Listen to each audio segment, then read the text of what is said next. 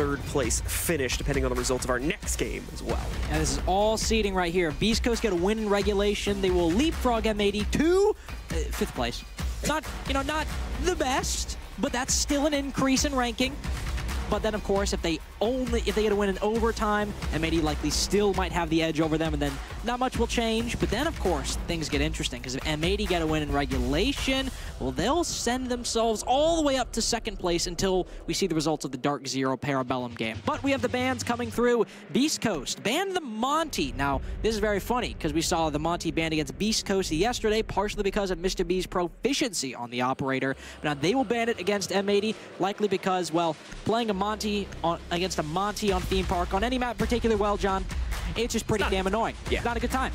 Mira will be our first defender ban. Once again, another map where she has quite a bit of play potential, specifically with the layout here on Theme Park, so it makes perfect sense to knock her out. We have the pick of those remaining 3 operators that are very often the one to be knocked out, and once again, it will remain the same. Valkyrie will be eliminated, but that does mean, of course, both Azami and Soul is still left in the pool, so we have those power operators on the defense still available. Let's get into it, though. See if Mr. B, once again, can put his right foot forward and continue to exercise the prowess of Beast Coast here, potentially deny a top finish for M80 in the process. Be definitely one of the most impressive victories for Beast Coast so far amongst what has already been a very solid roster. Of course, beating SSG 8-7 earlier on in the season, beating SQ, though SQ has definitely had a disappointing season, still been decent overall, but beating M80, which still looks to be one of the best teams in the NAL so far. And that would not only be a great way to end it on, even if it only gets them 5th, now it's a hell of a good quality win to get, and on a map that has not been played by NAL teams so far this stage. First sight, of course, because it is Theme Park, and while it hasn't changed a whole lot since SI, it'll be Armory Throne, the bastion of the defense on Theme Park. And with Azami on the board, it's only Valk was banned of that triad, and Valk and Mira overall. Likely see Azami especially played on this site, as Azami will often play around that B-bomb chassis, trying to fend off attackers from Bottom Dragon. So we've got M80 spawn back up. Still one repick to be seen here for Iconic. Move him over to the floor as instead deal with that inner sight utility a little bit more proficiently, just especially considering the site choice from Beast Coast. Going to be a little bit hard to access it, so if there is any big key utility pieces they want to eliminate, such as the Capcan's deployable shields, you name it, they can now deal with those a little bit more easily. The Echo Drone going hunting there too for Mr. B as he tries to scout out some of the early clearing from M80, but we're not going to be able to find much here. We see Gomez and the rest of M80 taking up initial positions on the roof and over on Dragon's side to begin the process of the clear. Mr. B now spawning the 2 players, trying to play things out over here towards Electrical, though. So Hat, a little bit of play lined up for himself. To be fair, Hat was about to take out that barricade anyway, so Terror Drone kind of doing the job for him, saves him at least 1 impact in the pocket, but also, of course, revealing his position, so peeling back his own aggressive potential quite a bit. And no longer going for that run out, he'll put the impact back in his pocket and back off to Bottom Dragon. One thing Beast Coast will need to worry about on this defense is leaving the Ying up against M80. This is an operator that M80 play quite frequently when it is left up, and to great effect. Remember that border game where Mirage left it up against M80, and well, they used it better than Mirage did on their attacking half. That's what Beast Coast will have to be worried about. Gomez also bringing the Samara, will send it into break, but Sploit will send it into Arcade, hold it down for 20 seconds, then Dome Hyper down below. Now M80 have not only cleared out some utility by Bottom Dragon, but have also now secured almost the entire control of this west side of the map. Terror Drone immediately going to be dropped back down as well. Deal with the barbed wire, so it won't slow things down when M80 make the drop themselves. Not want to get tripped up by a member of Beast Coast if they're still going to be in position to defend things over here, which unfortunately they are not. So it's good to knock out the barbed wire here, but not going to help them too much. But at the same time, the swing coming back in, and Gomez none the wiser to it. Hat sneaks up the Dragon stairs like a bandit, steals away Gomez's life, and re-equalizes us now down to a 4-all game. And definitely one of the more impressive performers on Beast Coast throughout this stage and this group stage so far. But Doc has also had a lot of good moments, and right now, he's waiting for his to shine. Not droned inside of Office at the moment, and all of M80 gathering on this top floor, hitting the barb. Do they know? No, they're all sprinting around. Still plenty of time to check this position, but they've all moved past Office and are rotating over to Split. M80 looking for a very quick and loud execute down below. Once this hatch is open and those Candelas go in, but as Doc creeps up, this might be his time. Doc looking to make immediate impact here. Do they suspect him? No, they don't. The first one's free as he knocks out Iconic. Removes the Flores from play. Of course, most of his drones already utilized, but a second one, he goes way too wide. Gives Diaz the room he needs to trade it back out. And that's going to bring us down to still an equal game at a 3v3. The Gemini working its way in, but it is immediately denied. Unfortunately, I believe a mute jammer blocking its path, so that dematerializes it. Instead, it's going to have to be the actual Yana instead, making the push forward through the double door connector into the site. But you can see they've been restricted on both ends. One end it's a zombie barricade, another end it's a smoke. The smoke, though, as you can see, blooms out quite a bit. Still going to present quite a bit of an angle and quite a bit of room for them to flood in. However, still will not work out. The defense maintains their presence. And amongst the crazy spree of trades, our attackers are not able to knock out the defenders quickly enough. The timer runs out, and our defense claims round number 1. You might have noticed this, but M80 intended to flood in through Furnace, but then they see a Kiba barrier right there, and the smoke, the other smoke they had gone for, had blocked off the throne side. So they drop, realize Furnace is Keybud, and now what that smoke does, it actually makes it easier for Beast Coast to kill the attackers as they run through, because the attackers aren't able to slice that angle. They aren't able to check and clear things one at a time. They have to sprint in through the smoke, and at that point, they're really only funneled to two directions. Either they run hard left, or they run straight behind the throne, and Beast Coast are watching all of them, and they can watch all of them because they have the other side of split Keybud. So a good setup from Beast Coast, but unfortunately as M80 go for that rush, they don't realize that it's closed and the smoke ends up hurting them in the end. It's kind of obvious at this point, but we are going to have to go for a quick rehost, so just give us a moment here. Once again, just a few little issues sorting out the start of the game, but hopefully just momentary as we get through that first round. And once again, our attackers are stretched out a little bit too thinly there to be able to make round number 1 work. I have some trivia for you, John. Yo, you have trivia for me now. I have trivia for you. Throw it at me. Hyper, where'd you go? Where did he go? Okay. Was this just an excuse for a bathroom break? Pause on the trivia real quick. I took a photo of this yesterday. I hope somebody has it. Hyper was, so his chair was in that exact position. It was slightly off center, and Hyper was just staring into the corner of his room, immobile, like a statue. He looked like he was pondering a lot of very important life decisions, and I got a very good kick out of it yesterday. But I have trivia for you, John. Okay, throw it at me. I have trivia for you. It's Ubisoft-themed trivia. Oh, there's that. He's back. Who was the main character of the 2nd, 3rd, and 4th Assassin's Creed games? Ezio Auditore? Yes. Yes, it was. Wouldn't that have been the first game too, or no? No, it was not the first game. That's right. The first game was Altair. That's right. Exactly. Yeah, I'm remembering it now. Where did the first game take place? Isn't it the Holy City? It takes place in, you might call the Holy Land, ancient land of Judaism, Christianity, Islam as well. Hang on, let me pull up Google Maps real quick. No, it takes place in one of the cities is Masyaf. That's where like the home of the assassins are in Assassin's Creed. Okay. All right. Now, Assassin's Creed Revelations ends. Where's the next location? Assassin's Creed 3, where does that take place? That one's in America, isn't it? It does. No, it's like colonial America. Like yeah, Revolutionary War America. Yeah. Who do you play? I know that you are like a Native American descendant. You are? I do not know the character's name. Honestly, I'll give you that one. I know he has an axe, too. He does. He has a tomahawk. Yep. You play Connor Kenway. Oh, that's right. Well, that's his Anglo name. He has a Native American name as well. Gotcha. I unfortunately don't remember it at the moment. That is his Anglo-American name. Very cool. That's the end of the Assassin's Creed trivia. See, I knew a surprising amount of that, actually. I was about to say, I was very impressed. I've only beaten one of the Assassin's Creed games completely. I want to say it was Brotherhood, I think, was the one I played all the way through. That's the best one, in my opinion, at least. Which ones have I beaten? I've beaten 2 through Revelations, 3. I beat every single one preceding Origins, kind of like when they got RPG style. But that's the end of the trivia I had for you. All right. You got any trivia for me? Oh, now you put me on the spot. No. You guys might not know this. I'm talking to you at home. I really like trivia. Well, I hate trivia when I don't know it, but I love trivia when I do know it. Okay. Because then I just feel like I'm just kind of stroking my own. Here we go.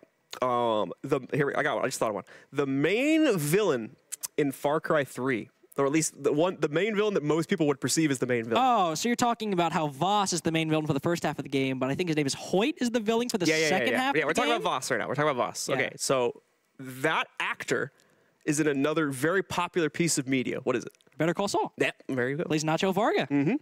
There you go. Great in that show. Yeah, it was really good in that show. Great as Voss, great as Nacho Varga. Probably the best character in that show, in my opinion. Personal favorite for me. I'd agree with that. I think that's a fair assessment. really crazy arc as well. All right, it looks like we are, I know we've been talking off topic here, guys. Apologies for that, but we are ready to get back into the game. Now it looks like we've got the rehost ready to rock and roll, so welcome back once again to the NAL as we've got ourselves quite the matchup here. M80 looking to try and secure top 2 positioning at the outside of our group stage. Beast Coast, of course, fighting mainly for seeding at this point here, as they've already locked in a top 6 for the end of things here. And Beast Coast have also claimed the first round, so they're off to a good start to things as they do take control of that throne room site. Now you have to make the decision where you want to go. And up until about the last second, Beast Coast seemed very set on lab and storage. Then they realized, hey guys, why don't we go to the secondary site and not the tertiary site as our second defense? They'll go to bunk and daycare, stick with that Azami that has been unbanned so far. This one will likely see play more off-site as in throne. You normally see that Azami inside the bomb site. This one we could very well see play inside of Initiation or Office or all the way over by Top Dragon to really try to waste time for M80. As you saw last round as well, they were sticking that Ying, and I'm not going to start talking about its effects just yet, as DS could switch away from it. But the Ying can be very effective for the roam clear, for clearing out a position like Vertical might play on Top Dragon, but whether he's extended that far or not, we'll definitely see some presence from Beast Coast inside of Initiation, Office, and Reception. All right. So Beast Coast now set up, ready for the challenge. We'll see if they can make it a 2-0 start to things. If we're getting a little bit of a break there too, of course, for anybody who is unfamiliar with Siege. Due to the fact that we had a rehost, obviously you'll note that all the player stats are at 0-0-0 right now.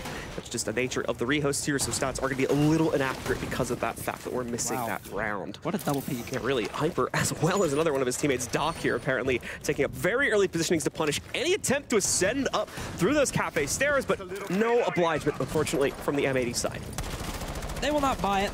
They do not care whatsoever. Those 2 different players are peeking the outside of Cafe.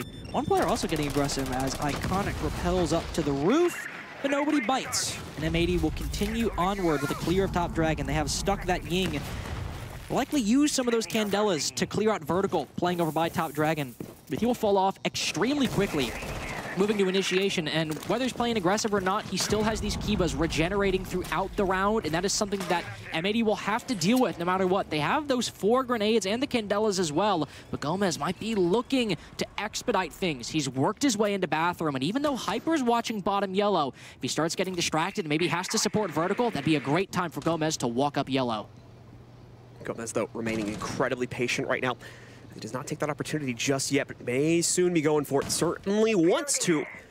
Something's holding him back as we've got Hyper in the meanwhile all the way down in Gong with a great potential flank position to be utilized later on in the round here. We'll have to see where he can kind of circumnavigate towards, though, as that pressure is still building up for M80, so he may not have the best idea in terms of where to send himself just yet. Nade goes deep as well, trying to deal with a little bit of that Kiba barricade. Hyper suddenly leaps into action now. He finds the first pickup. 2 more are found by Vertical here behind the Office death. Diaz finds the one and only kill so far from the attacker's perspective as he trades onto Doc, but aside from that, M80 have lost everything and anything they tried to fight for in these first 2 minutes. Now, Iconic just looking at the diffuser might as well be a world away. He can see it with his very eyes, but the player he can't see, Vertical, just around the corner, also has eyes on the diffuser and is waiting for anybody for M80 to peek. Vertical might be able to run out without being spotted by Iconic. He'll pre-fire it and take the head off DS. Lucas, make that 4 skulls for Vertical as he takes down M80 completely, stopping them at Top Dragon and all the areas around it. Great week overall from Vertical, by the way. Had some great impact in yesterday's games as well, and is immediately showing up here in round number 2 of today's games. Also, excellently played there to pretty much single-handedly shut down the attack from M80. A little bit of support from his teammates, of course, to pick up that 5th kill, but it's all him doing it well there, especially in the closing moments of the round when he finds that very nice 2K to end it all off. Beast Coast with 2 sites locked down now. They proceed to their 3rd and potentially final rotation, which is going to be downstairs in Lab. Initiation in the Office isn't always as favored as Bunk and Daycare. It's like fending Bunk and Daycare, except, well, you don't really have as much space as you do, unfortunately. So teams will often go down to Lab and Storage, which can also be a little bit of a different beast in and of itself. I will say, as we see DS Lucas switch off of the Ying, we did not see a lot of play from it. On that clear last round, everyone rushed into Top Dragon, but no play from the Candelas. He was all the way over by Arcade. This go around, he'll switch off the Ying, go to the Flores. I think with what M80 are going for, this might be good. They'll be able to destroy the Kibas a lot easier, destroy the deployable shield that Doc has. If they really want to deal with Vertical on that Azami, the Rotera drones are a much more direct way to deal with that utility, instead of just trying to go for the kills like with the Ying. So M80 spawned out. Let's take a look at how they're going to proceed forward onto the map now. They've got their positions into it. Beast Coast not bringing out any surprises for the defensive side, but certainly quite a few elements of that defense are going to need to be directly dealt with by M80 at some point in this round. The Goyo canisters being the most obvious of the 5 of those, alongside other ones as well, such as the frost mats that'll need to pay special attention to as M80 goes for their early clear here. Thankfully, they do have some counters to this very utility-heavy setup that members of Beast Coast have gone for, and there we go, direct counter now to at least one of those Goyo canisters as the Flores drone finds it first. And benefit of that Flores, those Goyo drones, or those Goyo canisters, they can burn 20 seconds. Doesn't really matter if the 20 seconds are burned 45 seconds in, though, for the attack. There's 2. You can just use those Roteros, and there you go. Sure, time is burned, but doesn't really affect the attack whatsoever. Now they can start focusing on that top floor, as well as DS Lucas will just sit down here pretty much for about the next 30 seconds or so, just doing the exact same thing that he's already done to those Goyos and those frost mats and all the utility you could expect on the site. The benefit of Flores on Lab, you have a lot of easy places to drone in, relatively undetected and destroy utility. Only one of those is shot. Great effective usage of those Rotero drones by M80. Of course, now Spoit will have a lot more work to do on that top floor, at least a lot more focus, because Diaz has done the work of clearing the utility on the site, but Spoit has got to get an entry pick in this position, and wow, what do you even say about that?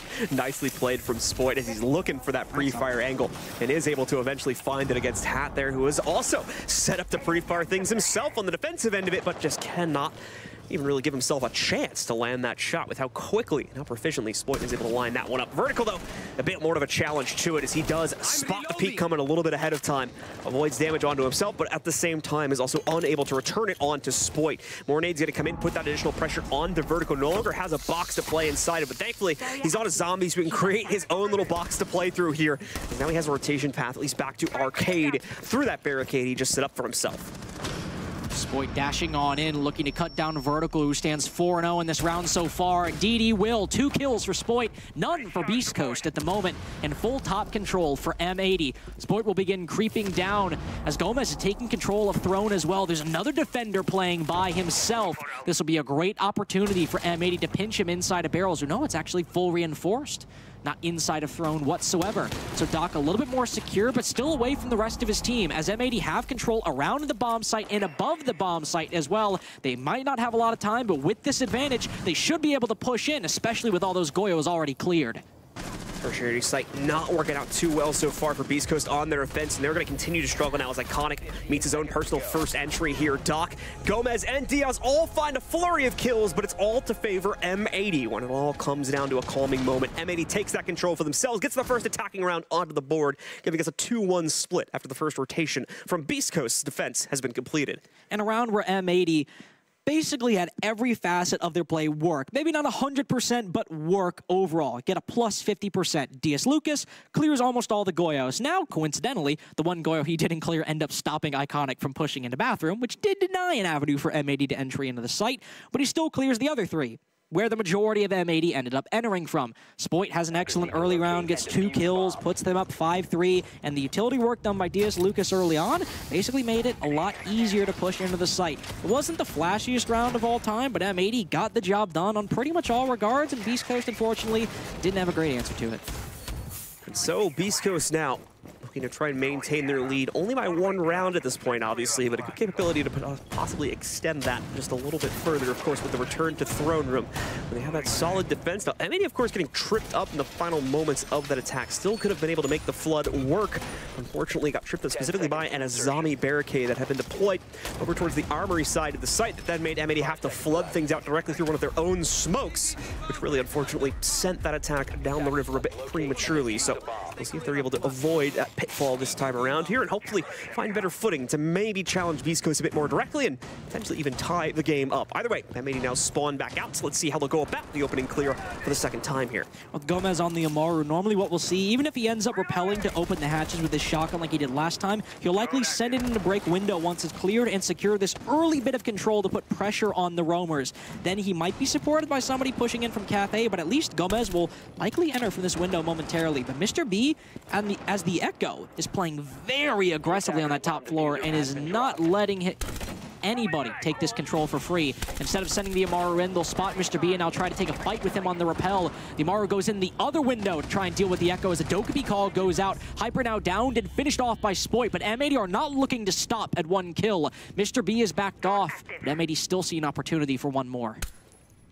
Mr. B now in position as well, still looking to try and make that first mark. Pushing even further here now for members of Beast Coast. Tie things up back down into a 4v4, but once again, M80 have been incredibly proficient with those opening entries, especially on the sites. We've seen them eventually take control for themselves. Beast Coast still with quite a bit of a spread in their own player count right now, especially over here by the office and initiation area. There's still quite a bit to be able to take it down before anyone on M80 can focus on that descent downstairs. There we go. Vertical picks up the first of those trades, bringing it back down to a 4v4. Mr. B pushes it one step further, and Doc as well adds himself into it. He'll get caught mid-reload, and DS will also trade onto Mr. B. So it's equalized after everything is said and done. M80, good stuff to be able to trade those kills back out as they were at risk of losing control of the situation. Now they've got a pretty realistic chance of making this attack work. And just in terms of raw utility, not including, you know, the size a hard breach charge makes or whether those smoke grenades can land, M80 have still a fair bit to open up these angles. If that hatch to split is reinforced, they could open it up, but it's completely soft and open, so they can drop down. No projectile denial to speak of, so we can throw in these smokes and these Candelas. If they can play for trades and get the first pick as they execute and dodge these EDDs as well, which might not have been droned, they could do those. This is still a round for M80 if they can do that. Smokes are in, this time blocking off the armory side. Gomez going to spam in, hoping that someone would have been playing the corner. They could have caught them on rotate. Does not occur. The Azami still hiding in the close corner as well. They'll have to check that out, but Hat taking care of business on his own right now as he just does it from the back angle. Shuts down both of the attackers. The defense maintains, and off of that, Beast Coast will keep their lead preserved now at 3-1.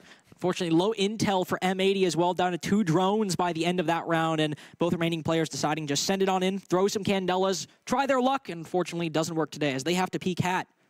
In this league so far, I'd hate to be anybody who has to peek Hat, especially in that situation, in the 2v2. So M80 do not get their second attack. Beast Coast instead get their third defense. Win thrown twice in a row. We will not see it for the remainder of their half, as it will be locked for the remaining 2 rounds. So where will they go? They'll go back to Bunk and Daycare, which also went their way previously. Here's a stat. Once again, we were talking a little bit about this before. M80 can still get a top 2 position in the league, but only with a regulation win. Otherwise, it'll be the Sonics, the outside chance to be able to take control of our top 2 positioning here inside of the NAL groups, moving into the rest of the stages next week, of course. But aside from that, Beast Coast now moving away from another site that they'll lock down for themselves in the throne room, back to their usual second site as well here, which I believe is going to be on dorms this time. Yep, Bunk and Daycare, and this was off the site. We saw Vertical get a 4K with a zombie, basically holding down by himself Top Dragon, Initiation, and Office. More so Office and Top Dragon than Initiation, but still almost the entirety of that east side of the map. And M80 did not bring much utility to really deal with those Kiba barriers. They had the nades to be sure, but they ended up just flooding in anyway, even without the Candelas, as DS Lucas rotated over to Cafe. So what I'm looking to see is if M80 do the same thing again, but really put all their utility in that direction, or if they end up rotating. At least right now, they are very much looking to push this from Top Dragon. What I want to see is active use of those Candelas, because if you don't blind Vertical and you don't minimize him, he's going to keep chucking these Kiba barriers at doorways and windows and making your attempt to flood into Top Dragon a living nightmare. And still quiet all across the map as M80 still tries to find the first bit of aggression that they can land, and they're going to look for it here in Cash. The pre-fire coming out from Spoit to try and find the position of Vertical, but so far no dice. Vertical realizes the pressure is about to boil over, so he backs up and gives the room necessary for M80 to take that initial control, having wasted out the first minute in the process. Trying to gather some intel. They have made their way into Top Dragon as Vertical is backed off, but he still remains inside of Office, throwing up those Key-Buzz and Hyper, throwing down shots. Spoit domed all the way over by the entrance to Top Dragon. Hyper playing down below that hatch, might have to be weary of the player playing on it. Right now it's all on to Vertical to stall and squeeze as much more time out of M80 as he can muster. He's got a Rooney Gates and Kiba barriers, though the ladder is dwindling. They don't regenerate forever. There's an eventual endpoint. Now the smoke canisters getting involved as well. Beast Coast are not stopping or holding anything back to stall M80. Candela's move in, but not any real follow-through from the rest of M80 due to the smoke Toxic Babe that's been holding them back here. Now they'll be able to flood themselves forward, but there's still hard breach walls sitting in their way to try and move forward into the next room. They do have the capability to rotate through yellow, but they're going to hold themselves up to knock out the office wall instead and get access to top yellow directly here. Hino with the lineup tries to go for a shot in the player deeper into bunks, but not able to locate it just yet. Player on Beast Coast dodges out of the way of that. M80 still yet to trade out the initial loss they sustained with Spoit earlier on here. They try to make their entry forward and also trying to split this push up now by having Diaz work his way in through Cafe also. Diaz will have to chuck in at least one, if not both of those smokes to drain out the laser gates here if he doesn't get support from another player. Gomez will try to apply some support, not with the laser gates, but by using that frag grenade. The first will not meet much, won't find any purchase. Instead, Iconic finds Hyper, making this a 4v4. Candela's fly through, but Beast Coast still maintains the lead. Doc gets an angle on one on yellow, and as other players in Beast Coast get on the scoreboard, DS Lucas last alive. A very unfamiliar position for DS Lucas, as I try to hold back my sarcasm, and he falls as well. Unfortunate for DS Lucas, a very skilled player, but a 1v4, he's clutched quite a few of those, but not today. So far looking like a direct repeat to the initial 3 rounds we ran out back on the start of this game. So it's now time to see if M80 can at least get that second round going with a repeat of Lab on deck here now for Beast Coast. They will not change things up and try to play to initiation. Instead, they just follow suit here, hoping that they can course correct from the last play and still set up a 5-1.5. Not great news for the M80 fans, of course, as Beast Coast currently playing the spoiler to M80's potential top 2 finish here at the NAL groups. Now, it is Theme Park. It is definitely a defender-sided map, so if you are an M80 fan, you should not be doom and gloom right now. Lab and Storage, the round that M80 won, the one round that M80 have won, could still go their way, and if they secure a 4-2 half, that is a perfectly fine position to be in on the attack. That is nothing you should be crying over whatsoever. Obviously, you'd want more, but it's not the end of the world. You could very well be okay, but if Beast Coast go 5-1 here, then you might need to start being a little bit worried. Doesn't seem Beast Coast are changing things up too much in terms of positions. Definitely a lot of investment in that time wasting though. They got the Cade with these Electroclaws. No Goyo to speak of, so no easy target for the Flores like there were last time, but deployable shields, Kibas, Electroclaws, no Thatcher to speak of, but 2 hard breach as well. M80 might be stalled on those Electroclaws depending on what kind of take they go for.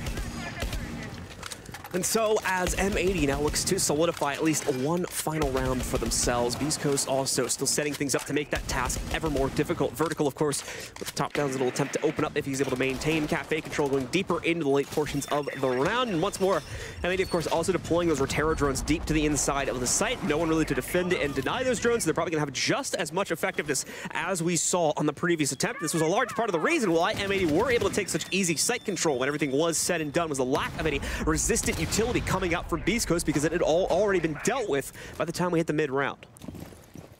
M80 have taken swift control of initiation and office, but Bunk and Daycare is where things could get complicated. That's where those Electroclaws are placed, where the reinforcements are, and where the bulk of the roamers for Beast Coast are as well. Spoiler was able to very effectively deal with that by quick peeking an angle and taking his head off very soon after.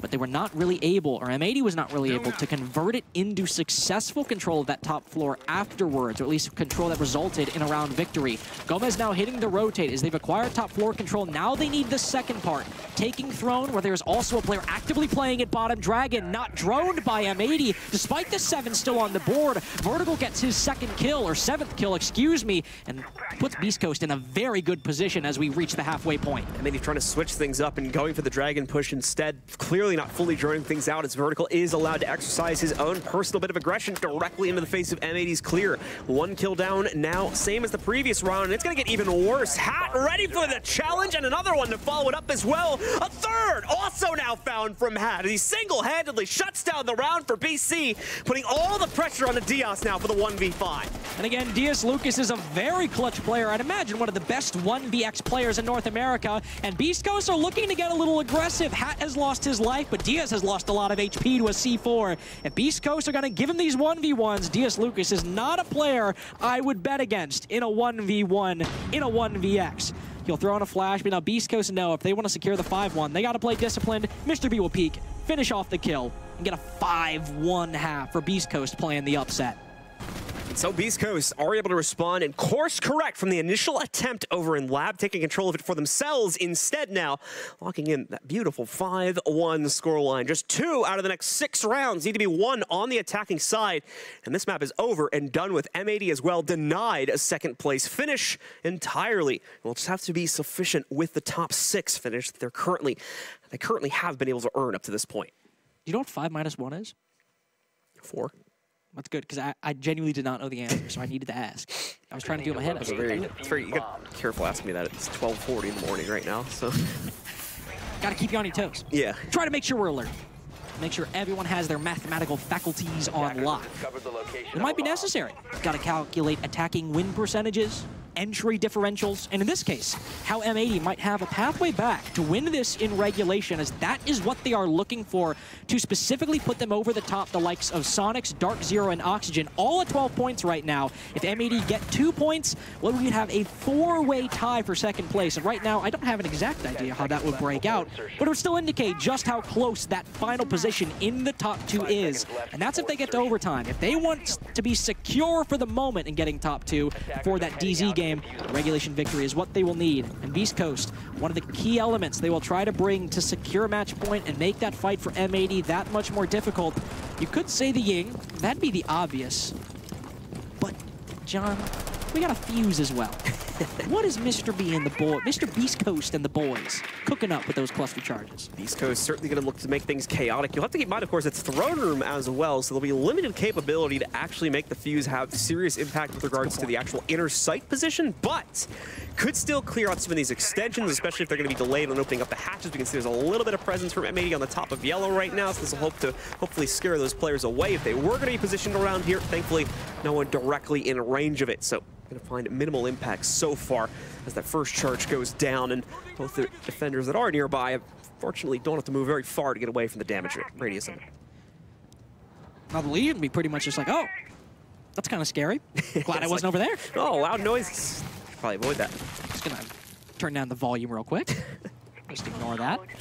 Gomez playing this top dragon position will throw our Kiba right as somebody peeks that window. Vertical played this position to great effect, but the Kibas, or the Candelas, were not at all that present when M80 attacked. And it's not really a factor. Now that Beast Coast are, because he'll send it out, but maybe a little bit of a heat check for Gomez, because right as he jumps out, that advantage he gained by taking down the Ying now erased because those Kibas will no longer generate. Vertical will go for one as well. Now Beast Coast have the advantage, but short-lived as Spoit remains on that side as well. And engagements all over the map, but still even between these two teams. Mr. B still with no capability to remove the goo mine, so actually does sustain that little chip of damage from it. Thankfully, his teammates are more than ready for the next set of challenges here. Doc able to find the exchange on Nakino. Diaz and Spoit are all that remains. Hyper already with a good idea in terms of where Spoit is more than likely playing from here as well, as he does pre-fire directly into the softball that he's behind. Just a little bit off the marker. No confidence to actually go for the full swing, though. Spoit has locked himself into a corner, and Beast Coast, unfortunately, without the drone capability to throw themselves forward into it right now. 2 out of 3 of the players do still have at least 1 drone on the table, but they are otherwise occupied as well. Mr. B completely out of it, does have to focus entirely on the frag game. Spoit feels he has enough freedom to fully rotate back out through waiting room and potentially down to the hatch into the site, and he'll be pretty correct about that, but oh no, he wants to stick around. He still wants to try and find another kill if at all possible. Hopefully even things out down to the 2v2 at a minimum before he falls back. He'll hear that fuse charge, and there we go. Makes his mark known as he's able to get the better of Mr. B. Excellent read by Spoit right there, and M80 have what they need. Now, if Beast Coast go for the split push, what seems to be their only option, they can double up on these doorways and kill Beast Coast as they funnel in. Doc gonna try to rotate back down, but there is absolutely no time left to play this one back out. Thankfully, there is an opening onto Arsenal. Hyper with the first pickup, but Diaz to trade it back. A 1v1, but no! Hyper's got the better aim instead. 2 very chaotic sprays to control. We'll see this on replay one more time as well, but it's Hyper that ends up taking it at the end of the day. And once more, Beast Coast keeps themselves into control of things as M80 now fall back down to Beast Coast on match point. The 1v1 that cost M80 a potentially momentarily but still guaranteed second place after this match. Might have changed depending on the results of Dark Zero Parabellum, but now it'll be all down to round differential if M80 win 5 rounds in a row. That would give us a 4-way tie for second, but it would still require a monumental comeback for the Bomb Squad. Beast Coast need to win 1 attack, and they just won Throne. The main bomb site for the defense on Theme Park. Surely something like bunk daycare or lab storage or initiation could go their way in the face of a victory, as slim as it might have been on Armory Throne. And indeed, as you'll see, M80 not even wanting to re-challenge things over in Throne Room, taking a risk on that as well. They will rotate back over into the bunks. Seeing if they'll have better luck on this secondary site. Need to win it out past this point. As you said, 5 rounds in a row now. Need to be picked up to keep M80's hopes of a high finish alive. Otherwise, they are locked. Their current point spread. Beast Coast are going to take 3 points out of this matchup instead. Essentially jump up a little bit in seeding themselves. Few repicks to be seen here because of the site choice. The Ying being re-added to the equation along with the Flores and a Zofia pick for Hyper as well, just to deal with that additional soft breach potential. Might as well bring as many explosives as you can. The Ying also changing hands. Mr. B now wielding the Candelas as Hat got unceremoniously domed last round by Gomez. So Mr. B will say, quiet Hat, I've got it on lock. I can make the Candelas work. Of course, he does have to be careful. He's sitting by himself over on Cafe's side right now. He's likely not going to get aggressive. He'll just drone it out for the time being. But Gomez was very eager to hop out of a window last time. And I love Mr. B. Mr. B v. Gomez, I might have to take Gomez in that one, especially if he has the element of surprise up his sleeve. For the first minute, though, Beast Coast will just focus on clearing this utility. But instead of a full clear from top Dragon or Cash side, it looks like this might just be a direct take through Cafe with some support over by Break Room. So a slow wind up once again from Beast Coast. Not a team, at least in this matchup, to overpress their potential advantages at any point on this attack so far here. Still very early days on that, by the way.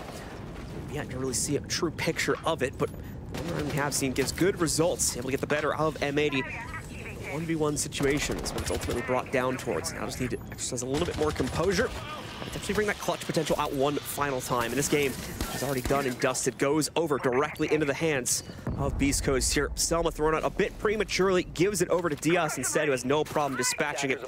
Fox still trying to deploy towards it as well, as he's got it in hand right now. So trying to force the issue regardless over towards Break. And Mr. B now popping open his first window to move forward. But it's Gomez to get the opening kill for M80 instead. Sploit also follows through as one of his own. And no, Mr. B fails to spot check for the frost map below him on the arcade window. He'll fall victim to that. And very quickly, Beast Coast's chances of taking control of this site, let alone this round, are pretty much gone for. A half-baked execute for Beast Coast results in likely one more round that M80 will stay alive at the bare minimum. There's a minute left, though, to bait. Try and wait for M80 to give you some frags. Gain an advantage back, though it would take 3 kills in a row with you suffering at least not enough HP to die. But M80 know that Hat is inside of a Cafe. He's revealed his position, he gets one, but they can just play the trades. This is the easiest game in the books, and M80 are experts at it. They'll get their second round so far, but need 4 more to even have hopes at securing a point from this game. Much more consistent hold overall showing up for M80 there to be able to, once again, take full control of the aggressive part of the situation. Really never let go of it from there. Sploit is the main credential to that over the course of the previous rounds. So excellently played by him. So, of course, pick up those kills outright, or at the worst situation, trade off of his dead teammates to make sure that Beast Coast really could get away with nothing from that situation, trying to take that control away. Not going to see a return over towards Throne Room either just yet for M80. They are going for the the full rotation. So Lab is on deck next as they'll go for the same exact sites that Beast Coast chose to play into on their own defensive side. Need to locate and defuse as many bombs. This should be the opportunity for Beast Coast to close this game, at least on a theoretical level. This is the tertiary site, the one that's the hardest for the defense to win. Again, not impossible, not even necessarily difficult, but at least compared to the likes of Throne or Bunk and Daycare in terms of comfort, in terms of play. This is the one that normally we see defensive teams slip up on, especially if it's just if Beast Coast want to do it. You bring the Ying, you clear out the utility on the lab window, and then just immediately hop on into the B bomb site and try and get the bomb down. It's what they could do, but based on the lineup, unless they change a lot in a very small amount of time, doesn't seem to be what they're going with. They'll go with how M80 did this. They'll just try to clear as much utility on the site with that Flores, likely use the Thatcher as well, maybe to help the site push or to clear utility off-site as well. But then also, just go for a full clear, go for the slow clear, but the more thorough one in the round. So, We are going to see that Flores get swapped in for Beast Coast, try to make things a little bit easier for themselves as well. I was getting a little bit worried we'd be missing that utility, but they do end up co-opting it into the overall setup. Well, for M80, of course, quite a bit to be taken down by those drones as well, so Hyper will have quite a bit to do here in the opening minute or two of play. With Hyper and the rest of Beast Coast continuing to move back in. Rotero drone makes its first mark here. And that's going to be the obvious focus for it, is to knock out those Goyo canisters. First bit of that delay utility going down, and we'll try to follow it through as quickly as possible with the next set of them also. Mr. B, in the meanwhile, using 2 of the Selmas to clear things out on the inside of Throne. Diaz with the impact, however, is able to deny, I believe, both of those. Yeah, looks like it here. Another one going to go through. I'm going to try and chuck this one out, but there is still a second impact sitting in the pocket of that defender on the other side, too. He throws it out, and once again, deals with it. All 3 of the Selmas wasted for Mr. B here. So that'll create a bit more of an obstacle to clear out the throne room extension. Okay, some of you missed invite. We actually saw DS Lucas. I hadn't seen another player do it, so I don't want to give whole credit to him, but it was the first time I saw that impact trick was from DS Lucas on this very site. He would sit in that corner, has the lineup on the ceiling, and you can land an impact all the way, not just on the top of that wall, but to the bottom of the wall on the opposite side, destroying any Selma charge that might land, especially on that left side of the wall if you're viewing it from maintenance. So now this is going to come down to kills. Hat will have to work yellow stairs, and likely the Thatch will have to work from break room to secure a kill, and that's why M80 have also now started to fall back. They're not playing nearly as aggressive of a posture as they were before. They've all pulled down to the bottom floor, not necessarily on the site, but all pulled down the throne and in the bomb site as well to take down Beast Coast as they try to flood in the next minute. So indeed, with that final 60 seconds still to go, Beast Coast, a lot of ground to still claim for themselves, and M80 at the same time, a lot of defensive setups here that have really yet to even be touched by the members of Beast Coast, such as Diaz, still in the depths of Throne Room with a very dangerous crossfire in the event that we try to see Beast Coast take care of things directly in through Lab. Hat drops down on the far edge of the arcade balcony just to try and prevent that angle from being given away, but Diaz more than ready for the challenge. He claims the first kill of the round regardless, knocking out Hat and putting a lot of question marks on the rest of Beast Coast in terms of what the next move is going to be. They do not have a safe path forward, but they have to press the issue anyway here. Iconic claims the next kill as Doc falls right into the setup. Vertical may very well become the next victim, but instead it's Mr. B. Vertical, though, still at half HP and eventually taken down by a push from Gomez. Split as well closes it down. The denial of the entry on electrical walls seems to have unfortunately stunted our attackers. They just do not have another plan to gain downstairs map control, and it's a very easy closeout from M80 because of that. Now we have a ball game, ladies and gentlemen, because M80 are going back to Throne. They dropped this round, but they dropped it to a very close 1v1 against Hyper that Beast Coast managed to win. So it was by no means a solid round for the attack, and Beast Coast will take a tactical timeout, likely recognizing that fact. All the entries in this half, in these past 3 rounds, have gone M80's way, and they've gone untraded. And realistically, if we're being honest, that first round of the defense, round 7, probably goes M80's way in another world. It was very 50-50. Could have gone their way. It could be 5-4 right now between these two teams had Hyper not won a 1v1. Beast Coast recognized that fact that these attacks have not been decisive. They just need one clean execute to play the upset and get themselves 5th place. And M80 looks like they more than likely will make that return to Armory and Throne Room. Finally, indeed, that'll be the case. They had an opportunity to talk to their out-of-game leadership as well during the pause, so hopefully they'll be able to figure things out a little bit more for themselves. And of course, correct for that Armory Throne hold, locking in a potential another round for them as well, and closing the gap, still leaving those overtime hopes alive, and any potential point boost that would come along with that. But as you said, Beast Coast know that's very much the same status quo for them. One final round is all they need to lock this one in. Let's see if they can get it on the repeat of the site they already took for themselves, but just barely. And if they want to take this traditionally and they just want to open the maintenance wall, for example, they're going to meet a lot of obstacles. There are these cage claws they have to worry about. They can bring the Thatcher for, but the thing that they might not have an answer for is that impact trick from DS Lucas. He will be in the site. That's a guarantee. And he's going to go for that impact trick if you try to put an exothermic on that wall. So you either find some way to deal with him, which, if I'm being honest, there's not a real great way to deal with him when he's sitting in that position, or you might have to change up your take entirely unless you want to risk gambling an exothermic at that wall by placing it on a weird position. Maybe that means going down bottom yellow, which we saw Beast Coast do before with those ace charges, but they might have to really give a lot of weight to that impact trick from DS Lucas when they decide what execute they want to go for. So Beast Coast out on the board. Let's see how they begin their crusade yet again now as Iconic stands directly in the way of this. Doesn't go for it though. No, unfortunately not going to be baited into a play this early on. He's opened up a rotate path for himself still as well, with the pressure finally boiling in on the rappel, but thankfully with a shotgun, it's not too much of a huge obstacle for him to set that one up. Also denies the opening of the Selma. Hawk will end up wasting away at least one of his three pieces of hard breach utility because of that. Drone is ready to go. Dokkaebi call goes out, and this might be one way the Beast Coast are looking for a way into this. It's not DS Lucas and the impacts, but it is one player separated from the rest of M80. Kino inside of lab at the moment, droned out by Hat. Or droned out by the Dokkaebi, excuse me, but it is Hat going in for the kill, and maybe Beast Coast going in for the pinch as well. He's made his way into bathroom. This will be the advantage for BC if they get this kill into Kino. It won't be the round. There'll still be a lot more work to do, but he might be able to start here.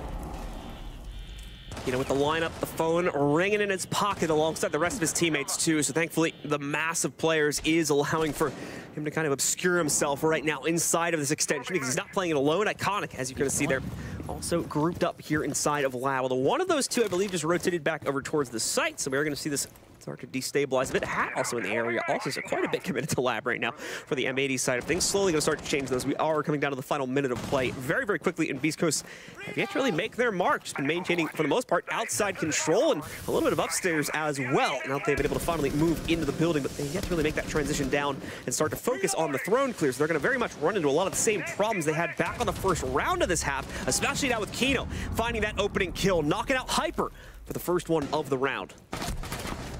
They do get one back. Vertical cuts down Spoit and Split, but these two players in Lab remain undealt with by BC. It's stalled out a minute and 15 seconds, 2 minutes and 15 at that, and finally the dominoes fall, but only on Kino. Only the Cade went down. They don't know Iconic joined him, but that does leave Gomez alone on the site. But with the low time, Iconic can hit the flank and support Gomez, who will need to get active on the site. This still could be M80 making the comeback. Gomez here still trying to maintain control, but never mind. Hat gets the better of him, sneaking back in through Dragon Door. None the wiser to the defender here. Iconic now out of the sight, but he carves his own path back in. However, it's Hat to immediately make that a moot point anyway, as instead it'll be Beast Coast taking regulation victory here over M80, denying an ascent up to second place at the end of the stage, and of course boosting their own personal points